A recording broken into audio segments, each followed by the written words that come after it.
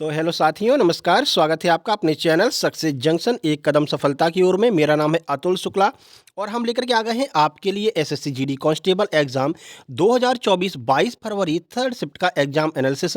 सबसे ज़्यादा प्रश्न सबसे ज़्यादा डिटेल के साथ में। चलिए वीडियो को लाइक कर दीजिए, चैनल पर पहली बार आए तो सब्सक्राइब करके नोटिफिकेशन बेल जरूर दबा लेना, क्योंकि लगातार अंतिम दिनों तक हम आपका एग्जाम एनालिसिस करवाने वाले हैं।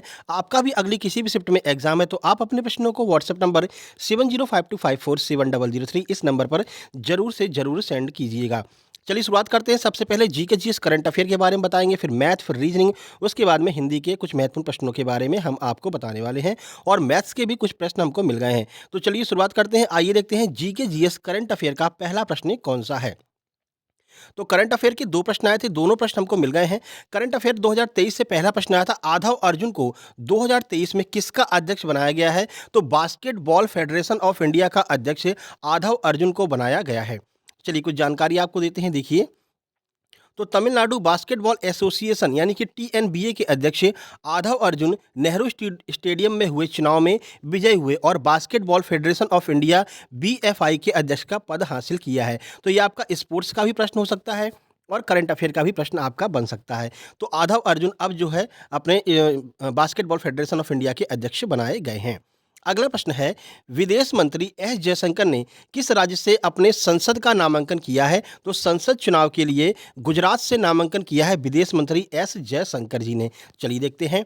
तो विदेश मंत्री डॉक्टर एस जयशंकर ने एक बार फिर से राज्यसभा के लिए गुजरात से नामांकन भरा है। ठीक है, और एस जयशंकर वर्तमान में कौन है। तो वर्तमान में भारत के विदेश मंत्री हैं एस जयशंकर।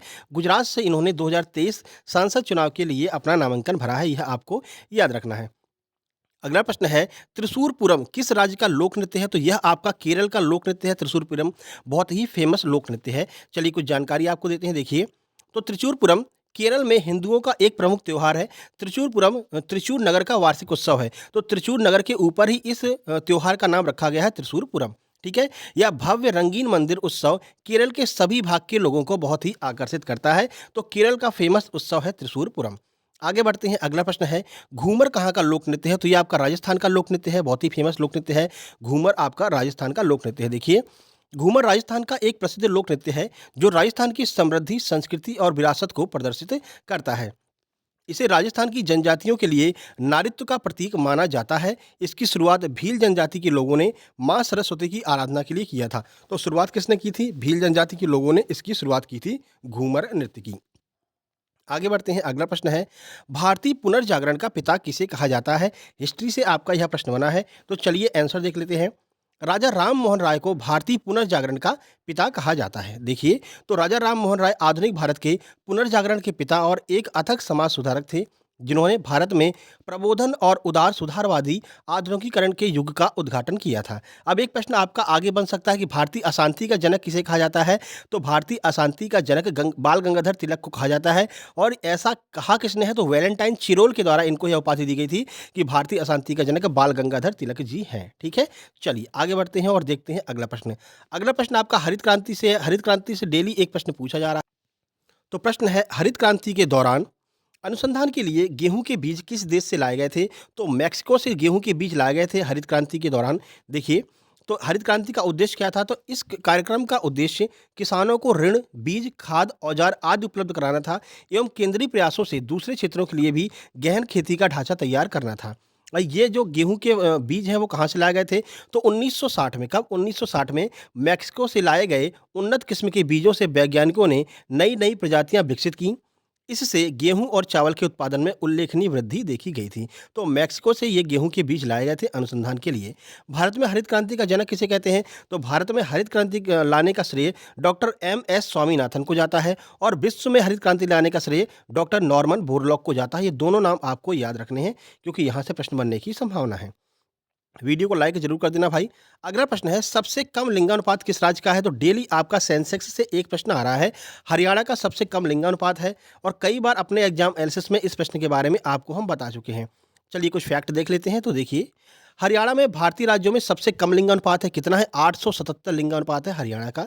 केंद्र शासित प्रदेशों में दमन और दीव में लिंगानुपात सबसे कम है, 618 है दमन और दीव का, ये दोनों याद रखने हैं आपको। सभी भारतीय राज्यों में केरल का लिंगानुपात सबसे अधिक है, कितना है? 1084 जो है वो केरल का लिंगानुपात है, यह भी आपको याद रखना है। ये तीनों फैक्ट आगे प्रश्न बन सकते हैं। आगे बढ़ते हैं, देखिए अगला प्रश्न है, किस पूर्व हॉकी खिलाड़ी की याद में दिल्ली में एक हॉकी स्टेडियम बनाया गया है? तो ये है मेजर ध्यानचंद्र, इनकी याद में दिल्ली में एक हॉकी स्टेडियम बनाया गया है। चलिए देखते हैं।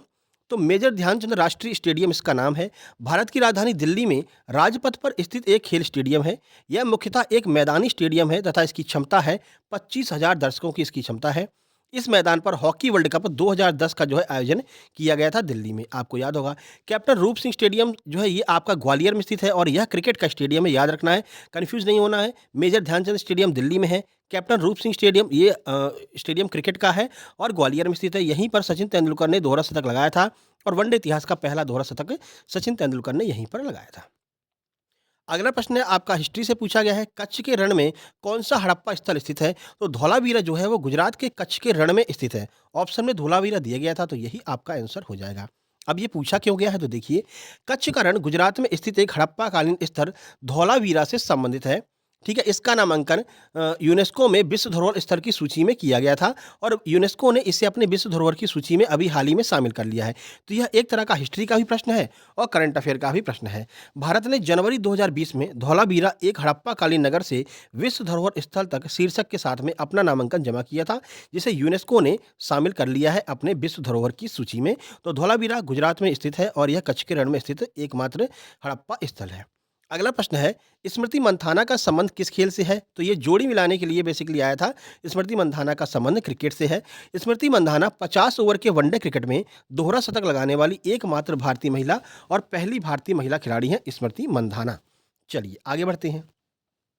अब हम बात करते हैं मैथ का। तो मैथ में आज एक प्रश्न पूछा गया था कि समबाहु त्रिभुज का जो क्षेत्रफल है, एक मिनट यहाँ पर भुजा नहीं होगा, समबाहु त्रिभुज का क्षेत्रफल 16√3 दिया गया था और आपसे भुजा की लंबाई पूछी गई थी। तो भुजा की लंबाई इसकी 8 निकल कर के आ रही थी। 8 इसका बिल्कुल सही आंसर हो जाएगा। एक और प्रश्न आपका एसआई से पूछा गया था, कोई धनराशि 14 वर्ष में 3.5 गुना हो जाती है तो 28 वर्ष में वह धनराशि कितनी हो जाएगी? कमेंट बॉक्स में कमेंट करके आपको इसका आंसर बताना है। अगला प्रश्न है, प्रॉफिट लॉस से आपके 2 प्रश्न पूछे गए थे, जिनमें से एक प्रश्न है कि 2 वस्तुओं का मूल्य समान था, तो 2 वस्तुओं का मूल्य देकर के एक को 10% लाभ पर और एक को 20% की हानि पर बेचा जा रहा है। ओवरऑल लाभ और हानि कितनी होगी, यह पूछा गया था। एक प्रश्न आपका डिस्काउंट का भी पूछा गया था, यह भी आपको याद रखना है। बाकी सिंप्लीफिकेशन से अच्छे खासे प्रश्न पूछे जा रहे हैं। 4 प्रश्न सिंप्लीफिकेशन से, सीआई-एसआई का यानी एक एसआई का और एक सीआई का 2 प्रश्न पूछे गए थे। एलसीएम-एचसीएफ से 1 प्रश्न, डेसिमल फ्रैक्शन से 1 प्रश्न, एवरेज से 2 प्रश्न, टाइम एंड वर्क से 2 प्रश्न आपके पूछे गए थे। उसके बाद में डिस्काउंट हमने बता दिया है। ट्रेन से इस शिफ्ट में कोई प्रश्न नहीं पूछा गया है। ट्रेन से कार की स्पीड पूछी गई थी, ठीक है ना। कार की स्पीड वाले चैप्टर से प्रश्न तो आया था, लेकिन कार की स्पीड से प्रश्न आया था। परसेंटेज के 2 प्रश्न और 1 प्रश्न आपका आयु से भी पूछा गया था। चलिए रीजनिंग की बात करते हैं। तो रीजनिंग में अब फिर से डाइस के प्रश्न आने लगे हैं। 2 प्रश्न डाइस के पूछे गए हैं, कोडिंग रिकॉर्डिंग के 4 प्रश्न, 2 प्रश्न आपके सीरीज के जिसमें लेटर कोडिंग भी पूछी गई है। और इसमें एक नई चीज़ यहाँ पर देखने को मिल रही है कि अब जो आकृति पूछी जा रही है वो घुमाने वाली आकृति पूछी जा रही है, कि यानी कि इनमें से कौन सा विषम है, ठीक है। फिर वो एक पैटर्न को फॉलो करते हुए आकृति को घुमाते हैं। अब थोड़ा सा पेपर का लेवल धीरे धीरे बढ़ रहा है, ठीक है। बाकी सिटिंग अरेंजमेंट से 2 प्रश्न पूछे गए थे, वाटर मिरर इमेज से 1-1 प्रश्न, ब्लड रिलेशन से 2, कथन निष्कर्ष से 2, 1 प्रश्न आपका वेन डायग्राम से पूछा गया था, छिपी आकृति से 1 प्रश्न पूछा गया था, पेपर कटिंग फोल्डिंग से प्रश्न आ रहे हैं, लेटर कोडिंग से, डायरेक्शन से भी 1 प्रश्न था और क्लासिफिकेशन का भी 1 प्रश्न पूछा गया था। हिंदी की बात करते हैं तो पर्यायवाची आपके 2 से 3 पर्यायवाची आए हैं, जिनमें से उपकार शब्द का पर्यायवाची आपसे पूछा गया था। एक आपका लोकोक्ति है, जिसकी लाठी उसी का भैंस, इस मुहावरे का क्या अर्थ हो जाएगा, यह प्रश्न पूछा गया था। विलोम शब्द 2 आए थे, जिसमें से बीभत्स का विलोम क्या होगा, यह प्रश्न आपका पूछा गया था। बाकी पैराग्राफ के 5 प्रश्न आ रहे हैं और पैराग्राफ के प्रश्न जो आ रहे हैं वो रिक्त स्थान वाले आ रहे हैं। रिक्त स्थान की पूर्ति कीजिए और उसी पैराग्राफ में से आपको आंसर निकालना है। हालांकि बहुत सिंपल लेवल का पैराग्राफ आ रहा है। तत्सम तद्भव के 2 प्रश्न हैं, मुहावरे के 2 प्रश्न बता ही दिए। अनेक शब्दों के लिए एक शब्द से 2 प्रश्न आया है, जिसमें पूछा गया कि कम बोलने वाले को क्या कहते हैं, तो अल्पभाषी कहते हैं।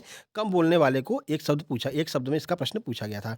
बाकी 2 प्रश्न आपके वाक्य शुद्धि से, लोकोक्ति से 1 प्रश्न पूछा गया है, बर्तनी शुद्धि के 2 प्रश्न पूछे गए हैं। तो ये आपका एग्जाम एनालिसिस हो गया। 10 से 12 मिनट के अंदर हमने आपको सारा एग्जाम एनालिसिस करके बता दिया। कम समय में पूरी जानकारी देना यही हमारी स्पेशलिटी है। तो भाई वीडियो को लाइक कर दीजिए, शेयर कर दीजिए अपने दोस्तों के पास में। चैनल पर पहली बार आए हैं तो सब्सक्राइब करके नोटिफिकेशन बेल जरूर दबा लेना। बाकी अगली किसी भी शिफ्ट में आपका एग्ज़ाम है तो आपसे निवेदन है कि अपने प्रश्नों को इस व्हाट्सएप नंबर 7052547003 इस पर ज़रूर से ज़रूर सेंड कीजिएगा और इस वीडियो को लाइक ज़रूर कर देना भाई, ठीक है? चलिए, जल्द ही मिलते हैं 4th शिफ्ट के एग्ज़ाम एनालिसिस में और नीचे आपको टेलीग्राम चैनल की लिंक दी गई है, टेलीग्राम चैनल को जॉइन कर लेना है। वहाँ पर आपको फ्री में एसएससी के लिए पीडीएफ मटेरियल और स्टडी मटेरियल फ्री में प्रोवाइड कराए जाते हैं, तो टेलीग्राम को भी आपको जॉइन कर लेना है। मिलते हैं 4th शिफ्ट में, तब तक के लिए नमस्कार, धन्यवाद।